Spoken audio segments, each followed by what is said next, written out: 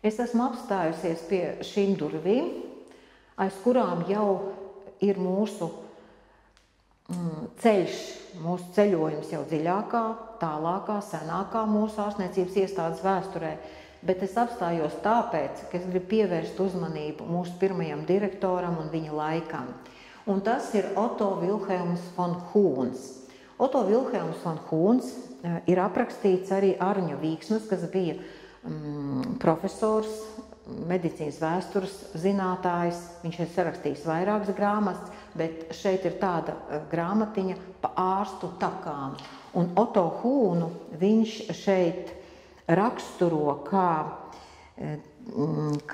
18. 19. gadsimta mijā vadošo medicīnas zinātnes pārstāvi Latvijā, kas bija daudz paveicis iedzīvotāju veselības aprūpes uzlabošanā un epidēmiju ierobežošanā ne tikai pie mums, bet visā plašajā Krievijā, un reizē bija pazīstams vēsturnieks un kultūras darbinieks. Otto Huhns ir baltvācietis. Viņš ir studējis ārzemēs Vācijā un izstudējis, gribējis no sākuma ir bijis pakļaujoties vecāku vēlmei, studējis teoloģiju, pēc tam studējis medicīnu. Otto Huhna dzīves gājums tādās lielās līnijās, tie galvenie akcenti ir likti šajā arkā, kuru mums likās ļoti svarīgi pievērst uzmanību, jo profesors, mūsu psihiatrijas profesors, ilgadīgs mūsu darbinieks, profesors Kuzņecovs, viņu ir nosaucis kā spilgtu personību mūsu iestādes veidošanā. Ar viņu saistīti ir pirmie mūsu 4 zelta gadi, kuros tika iebūvēti īstie ķieģeļi vai īstie akmeņi pamatos, kāpēc mēs arī 200 gadus esam šeit un neesam no šīs vietas ne izkustējušies, ne izkustināti. Otto Huhns ir topogrāfs, aktīvs, ne tikai medicīnas darbinieks, mediķis. Viņš ir populārs Rīgas ārsts, viņš ir novators, viņš ir izgudrotājs, viņš ir humānists, viņš ir galu galā ļoti drosmīgs vīrs, jo 60 gadu vecumā, kas tam laikam jau ir liels vecums, viņš kļūst par mūsu ārstniecības iestādes vadītāju. Viņš piekrīt kļūt par šīs iestādes vadītāju, kas nav tā vieglākā darba vieta, kādu varētu izvēlēties viens populārs ārsts, kurš varēja savā mūžā iekārtoties tā, kā ārstē tikai bagātus ļaudis, dzīvot zaļi, viegli, jo viņš bija ieprecējies bagātu zīda tirgotāju holanderu dzimtā. Un viņš gan ir ārstējis arī bagātus ļaudis Krievijā, tur ir bijis 10 gadu, ko viņš ir Krievijā aizvadījis, grāfu ģimenē, bijis sadraudzējies ar viņiem, palīdzējis viņu dēlam. Savukārt ir bijis arī vēl sūtniecības sastāvā, Krievijas sūtniecības sastāvā, kad viņi ir devušies uz Kaseli, Šveicu, Parīzi, viņš ir bijis šīs sūtniecības ārsts, bet rīdziniekiem viņš bija populārs, iecienīts ārsts, kur viņi nelabprāt aizlaida strādāt uz to Krieviju vēl 10 gadus, bet tajā ārstu zvaigznājā viņš ir spilgta zvaigzne ar to, ka viņš pirmais Latvijā un Krievijā sāk ieviest klasisko baku potēšanas metodi, Jenner metodi, to, ko mums te plecā kādreiz skrāpēja un potēja. To noteikti atceras vecāki cilvēki. Un Otto Huhns, viņš ir šeit arī redzams, ka viņam ir bijuši 12 bērni. Jāsaka, par viņiem mēs neko nezinām sevišķi, vai viņi bijuši ļoti populāri cilvēki, par viņiem vēsturi, diemžēl, klusē, un 2 reizes viņš ir bijis precējies. Un tas, ka ir augšā izvēlēts tas citāts tautas veselība ir augstākais likums, ir vietā, jo viņu patiešām interesē tieši tas mazais cilvēks. Tāpēc viņš arī uzņēmās savā laikā, jau būdams vecs cilvēks pats, tam laikam viņš uzņēmās vadīt šo iestādi. Un tagad es aicināšu jūs iet dziļāk, skatīsimies jau vairāk par pašu Otto Hūnu, par to laiku un jau tālāk ekspozīcijā, kā notikumi ir attīstījušies. Šī zāle, kurā es jūs apzināti ievedu tumsā, lai jūs labāk varētu izbaudīt to gaisotni, kāda šeit ir. Tās nosaukums ir Otto Hūna zāle kāpnes pret gaismu. Pats Otto Hūns, par kuru mazliet es jau pastāstīju, sēž mums tajā stūrī. Iesim paskatīsimies, jo tajā pustumsā to vislabāk var redzēt. Tur ir viņa darba galds, tur ir svece, tur ir piederums galda, tur ir pulkstens un tur ir Hūna ēna. Kāpēc ēna? Tāpēc, ka tas ir viss, kā mēs varam sajūtās parādīt mūsu lielisko pirmo direktoru, jo, diemžēl, viņa portrets nav atrasts. Un šī zāle simboliski stāsta par to laiku, kad psihiatrijai, psihiskai veselībai pievērsa tādu arvien lielāku uzmanību. Un šeit ir informācija, kuru mēs varam redzēt, ir 1789. gads, apgaismības laikmets, tās ir 18. 19. gadsimta sākuma laiks Eiropā. Apgaismības laika iedvesmot sāks lielā Franču revolūcija. Ar saukli brīvība, brālība, vienlīdzība tā kļūst par svarīgu pagriezienu punktu Eiropas sabiedrības attīstībā. Nostiprinās pārliecība, ka ļaunums rodas tad, kad sabiedrība apspiež individu. Iezīmējas romantisma laika sākums, pieaug interesi par individu iekšējo pasauli, viņa emocijām un psihes dziļumiem. Medicīnā tā ir pievēršanās vājprāta stāvoklim, garīgo slimību mehānismiem un psiholoģiskai pieeja pacientiem. Attieksme pret garīgi slimajiem mainās. 1790. gadi.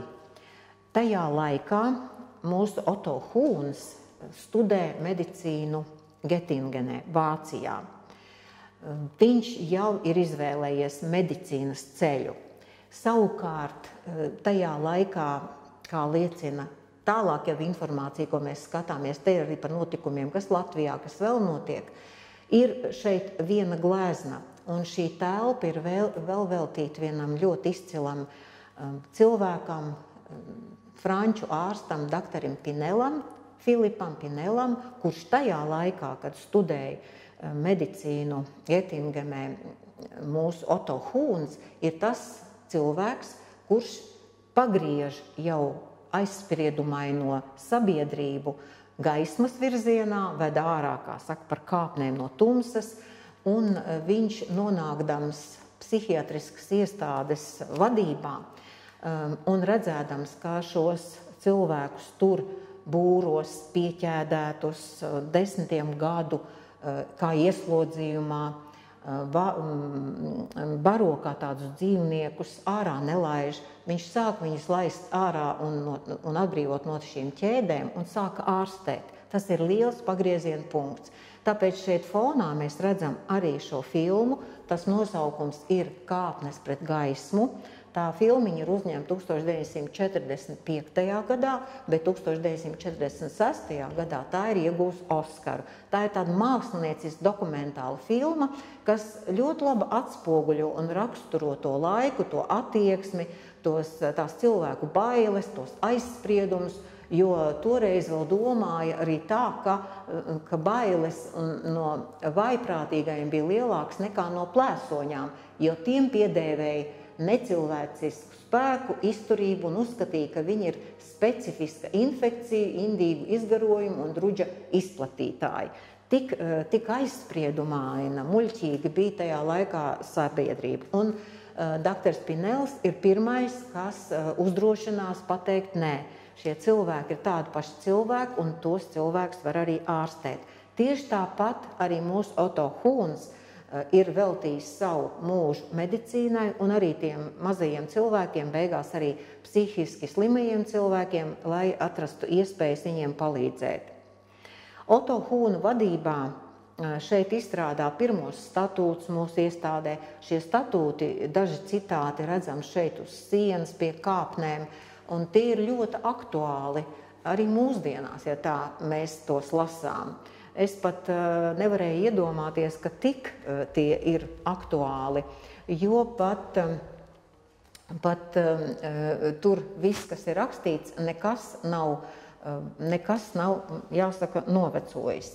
Miesas sodi ir aizliegti pilnībā, arī tajā laikā pie tiem viņi ir domājuši, kā palīdzēt un kā neļaut šos cilvēkus turpmāk represēt. Tātad, un kādā veidā būtu jāizturās tieši pret šiem vaiprātīgiem cilvēkiem. Un šīs iestādes mērķis ir darīt labu un palīdzēt cietējiem. Tāds ir moto likts arī viens spilgts arī šajos statūtos. Jāsaka, toreiz 1824. gadā, izveidojot šo ārstniecības iestādi, psihiatrisko dziednīcu, atbilstoši tā laika iespējām ārstēt, kuras jau, protams, pēc 40, 30 un 50 gadiem ir pavisam citas un daudz iespējas lielākas, bet pēc tiem laikiem šajā iestādē daudz mēģina darīt izmantojot gan ārstnieciskos augus, par ko atbildīgs ir botāniķis un aptiekārs, lai sagatavotu vajadzīgās tējas, tinktūras un nepieciešamos apliekamos un dažādus šos dziedināmos materiālus, dažādas vannas un ko izmanto.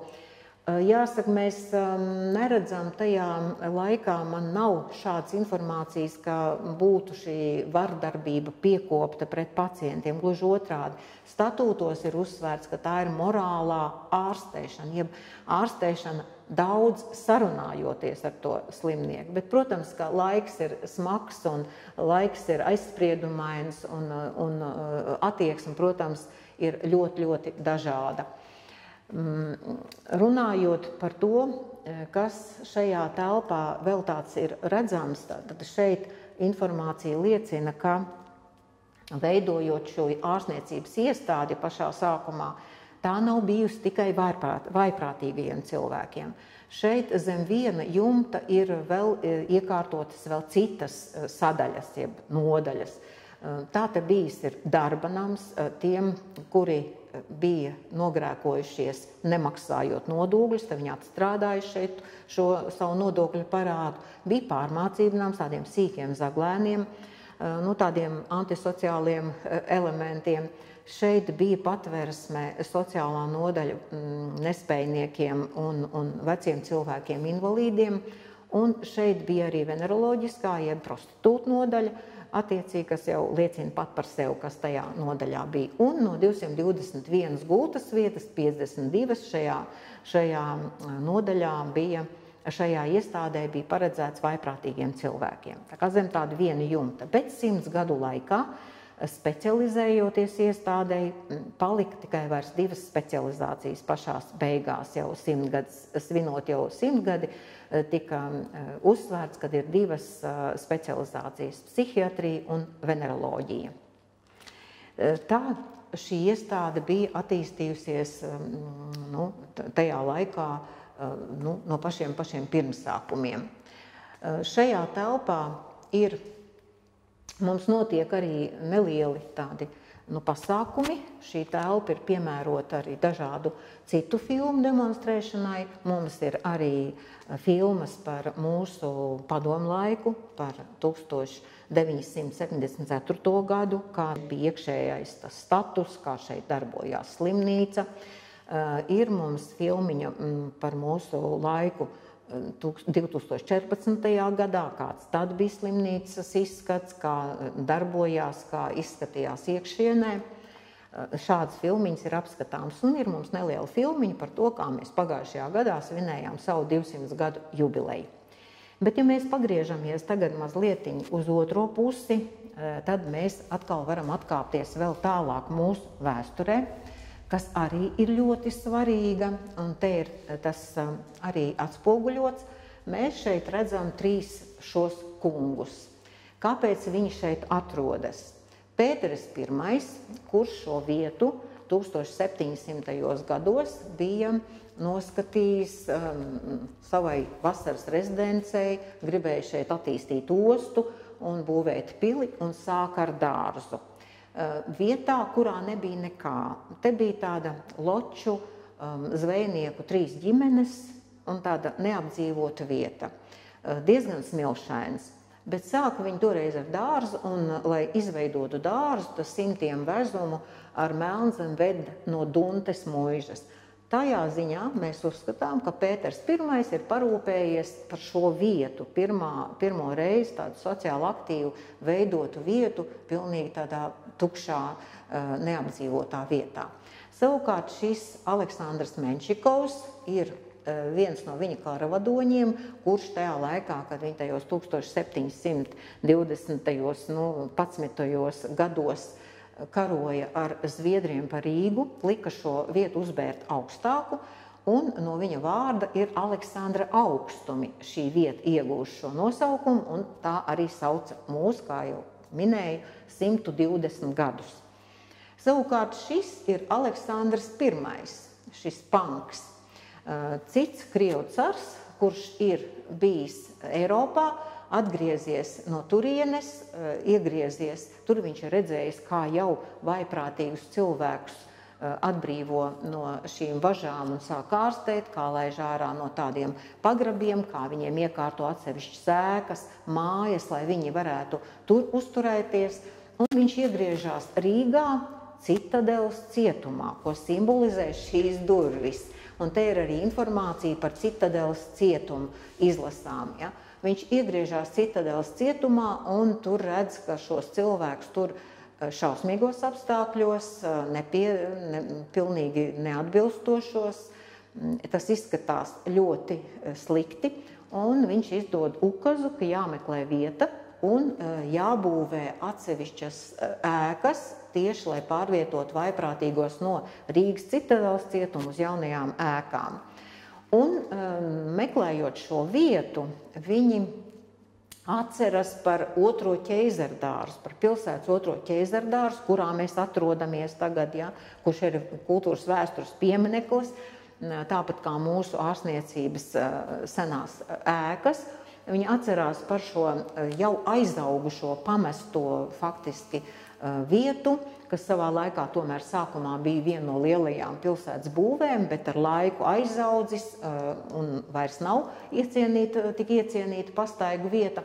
Un šo vietu novēl šīs iestādes būvniecībai, jo tā atrodas piemērotā vietā 8 kilometri no Rīgas centra. Tā mēs iegūstam savu vietu ārstniecībai un tiek būvēta mūsu ārstniecības iestāde. Tie ir tie mūsu sākuma saknes, mūsu pamati. Tajā laikā franču stila dārs, jeb šis te otrais ķeizardārs skaistais, kāds tas bija sākumā, jau ir stipri pārveidojies, jo par to liecina šī karte. Mēs redzam šo elementu, tas ir dīķis, kurš ir saglabājies līdz mūsdienām, bet tālāk jau tie pārējie mākslīgie dīķi veidotie, tie jau vairs nav redzami, šodien ir nolīdzināmi, bet tajā laikā vēl tie ir.